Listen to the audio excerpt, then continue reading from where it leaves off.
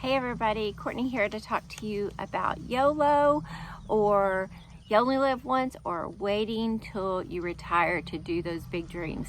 So let's talk about it. So today I heard someone posted a meme about, my grandpa got this RV and he was gonna drive it and then he died before he got to take it. And it was like, you only live once, do the thing now. And then other people you'll see will be really miserly. They'll put off living. They'll work really hard because someday they're going to do the thing. This was my grandfather. The truth is, my grandfather was a really bad alcoholic, and it was easier to blame working hard and family obligations and work obligations than it was to face his alcoholism and just do the thing. They had the money and they had the time. He wanted a Winnebago. As Christmas, we would often get him like Winnebago themed toys and things like that as a way to be like, come on, do the thing. But it was more about the dream of someday I'll do this, and less about really taking responsibility for what he wasn't doing. So I want to talk to you today a little bit about that. And then on the contrast, I was listening to a lady on the Frugal Friends podcast, which I highly recommend. I love it. And she was telling her story of how she paid off $19,000 worth of debt on a less than $50,000 teacher salary in 1 year. Now, the things that she did weren't really remarkable. They were selling things on Facebook Marketplace.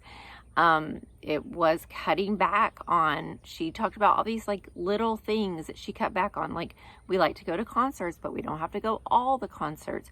Or, we would make sure to eat our leftovers. I mean, it was just like, we like to go out to eat, but we went out to eat less, things like that. It's just kind of common sense frugality. And so my husband and I, as we do on most things, take a moderate approach. You can see here, this is my home where we live.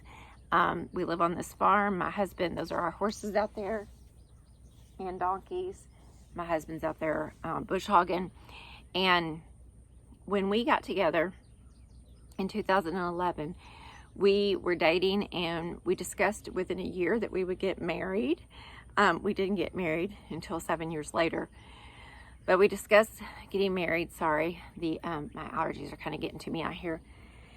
And we discussed that we wanted to live on a farm. As a matter of fact, I asked my husband, well, where would we live if we got married? He said, it starts with the sea and it ain't the city. So for 6 years, we looked for a place to live, and there were a lot of barriers. He was in bankruptcy. I was a single mom. I didn't have a big income, nor did I have a lot of money, but I did have good credit, and I was working on building a small business, and he was working. So what we did is he went to a Dave Ramsey class. I was already pretty money mindful, I guess you would say, but he really had to change a lot of things. So over the next few years, he would go to Dave Ramsey with me.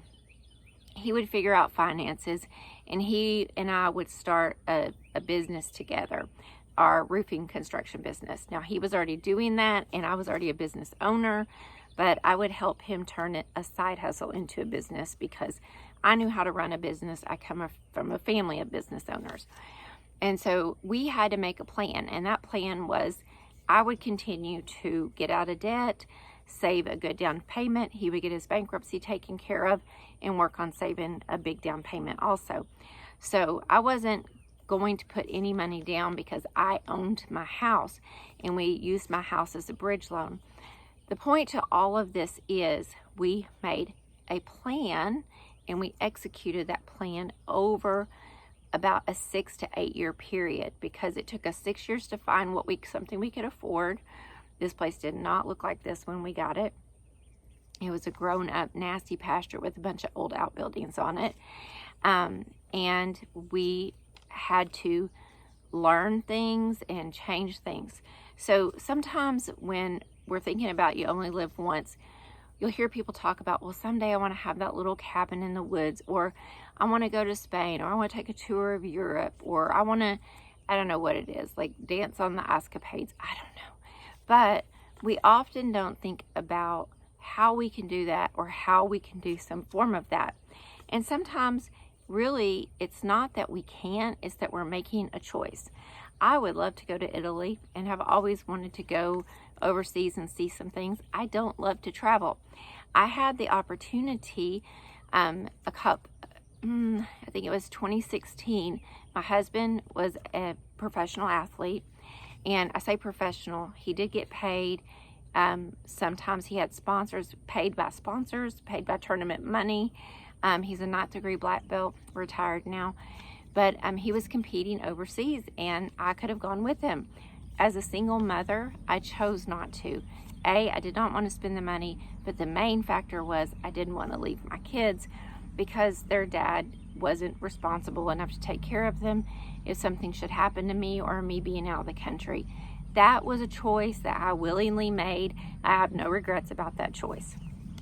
So here's what you want to do. I used to coach, and I volunteer coach now, and I've done this with people. You want to sit down and make a plan, make a list. What are the things I like to do? What are the things I like to do on the regular? What are the things I like to do or want to do that are bigger, that would cost more money, take more time, whatever the things are. And I want you to write down, start investigating it. Well, what would it take for me to move across the country? Let's start looking at housing prices. Let's start looking at jobs if you need to work there. And then you want to pick one doable thing and start planning on how to do it. So I had a lady in my office one time when I was coaching, and she wanted to do a long hike over in Spain. She had just gotten divorced. She was crushed, and she had all these feelings in her head. She was in the weeds about why she couldn't do it. And I said, well, I want you to go home tonight, and I want you to look up the cost of flights over there. Just look up what it's going to take. So she did that. She came back the next week, and I said, okay, now I want you to look at travel books or go online. This was before there was as much resources online. And I want you to figure out what it's going to cost, like, and what you're going to need, and how, we'd go over this each week. I really didn't have to guide her and break it down too much, because once she started looking at flights, she started getting excited. And within about 6 weeks, she had the whole thing planned. She had her training schedule made out. But sometimes we have these dreams, but we don't look at them. We don't reverse engineer them of how we're going to do them, right? So maybe right now you're watching this and you're a mom. You've got 3 little kids running around. You don't have any money, but you really want to go to France someday. Okay, well, maybe your kids are going to be 18 regardless, or 20 or 21 or 22.